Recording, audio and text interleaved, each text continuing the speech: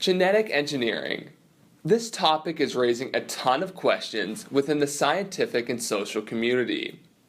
Is it ethical to genetically modify living things? What about humans specifically? What are the effects of playing with genetics, something that had previously been left to the mercy of nature? Communities all over the world are in a heated debate over how this cutting-edge field should be regulated or even allowed at all. So Austin, what do you know about genetic engineering? Not much, other than it involves changing genes to get a desired sequence. Well, it has to do with genetics and engineering, so... Now, we will discuss the concept of genetic engineering. Genetic engineering is defined as the experimental technique that uses genetics to treat or change the human genome. The concept of genetic engineering came around in the 1970s when two scientists by the name of Friedman and Robin discussed using the human genome to treat genetic diseases.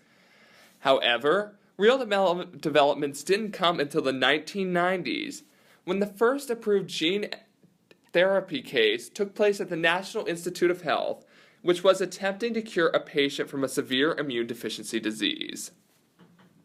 In 2004, scientists at the University of South Korea successfully cloned 16 human embryos to have the same genetic makeup as their mothers. Recently, scientists and researchers have been approaching the point where it would be scientifically possible and feasible to literally engineer a human baby to give it desirable human traits, such as super strength, high athleticism, or high intelligence. And this is where the controversy comes in. I think that if you are engineering the child that you want, what you're saying to that child is, I'm only going to love you if you have these qualities. And if for some reason they happen to lose those qualities somehow, then what do? You're not going to love them anymore because that's the child you created to love? I think it has potential to be helpful. I do think there's some problems with it that need to be worked out, but I think once it's further developed and all the bugs are fixed, it's good to go. I think genetic engineering is kind of freaky in that it gives the opportunity for someone to create their own product, as in they're just manufacturing a baby instead of actually creating it. I personally consider it a sort of a moral practice, just because our differences and our physical weaknesses and genetic weaknesses, I suppose, are what make us different and interesting. And it kind of frightens me a little bit. It makes me think of like 1984 Big Brothers stuff. So I'm not a big fan of that. The ethics surrounding genetic engineering is the flashpoint in debates regarding genetic engineering. People on both sides of the argument are using ethics as a means of their viewpoint support. Also, scientists themselves are debating whether or not the genetic engineering will have positive effects on the human population in the long term. Ability to cure diseases, or in the very least, remove the mutated genes that lead to genetic diseases, is a possibility with genetic engineering. Let's flirt with the idea of that debate, and let's say if in fact they discover that this could be done in a healthy way. Dr. Copperman, tell me why we should be excited. Oh, this is exciting to even begin the discussion about whether we can cure disease, about whether we can prevent disease, and in different ways that we could use modern medicine to help the health of our offspring. So this is not a story about designer babies. This is saying that people with a mutation in their mitochondria might have the opportunity to have healthier mitochondria, provide power for their own cells to become a healthy baby. So I don't want to turn this into sensationalism. I think the key right now is to focus on public dialogue, public discourse, and conversations about responsible ways to use science to help promote health. Regardless of the cosmic alterations that can be done using the process of DNA reconfiguration and gene selection, we can create a new population of people that are generally healthier. By eliminating genes that are known to contribute to certain cancers, such as breast cancer being associated with the genes BRCA1 and BRCA2, we can eventually eliminate cancers that are found to be genetically passed along. Cancers are just one type of the disease that are preventable due to the reconfiguration of DNA. But if we can eliminate even the most basic genetic diseases, or create human DNA strands that can combat certain viruses and illnesses, shouldn't we do so? If we do not prevent a human life from ending prematurely in a painful way, when we could, it would be considered unethical. We now have the ability to save lives, so shouldn't we use the technology to do so? Genetic engineering may also assist women who cannot get pregnant on their own. Because of the new advances leading up to genetic engineering, people will soon be able to test embryos for certain traits, such as alcoholism or even the color of the embryo's hair.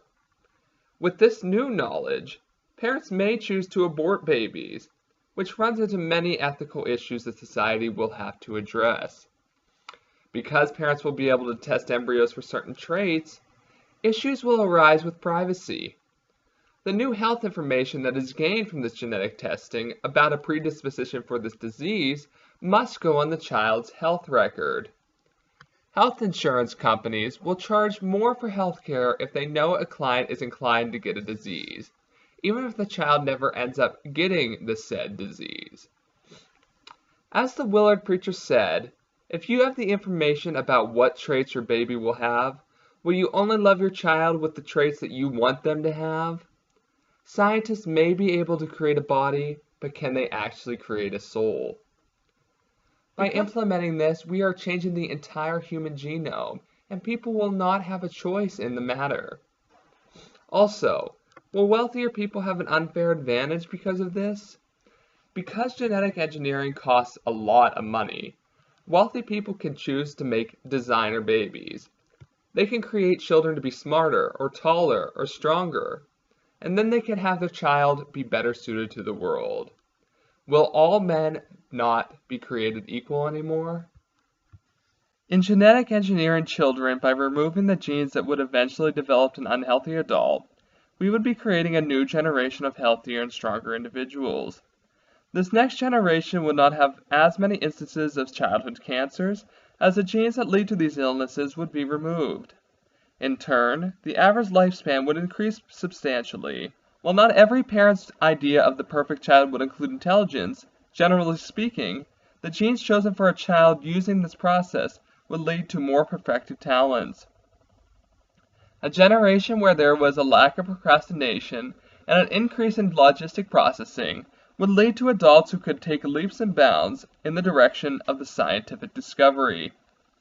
We can see an immense increase in talent all across the board, from artistic talent to athletic talent. The future of mankind would look nothing like the population of today. We would have a society of humankind, version 2.0. Many people argue about the slippery slope that genetic engineering can cause.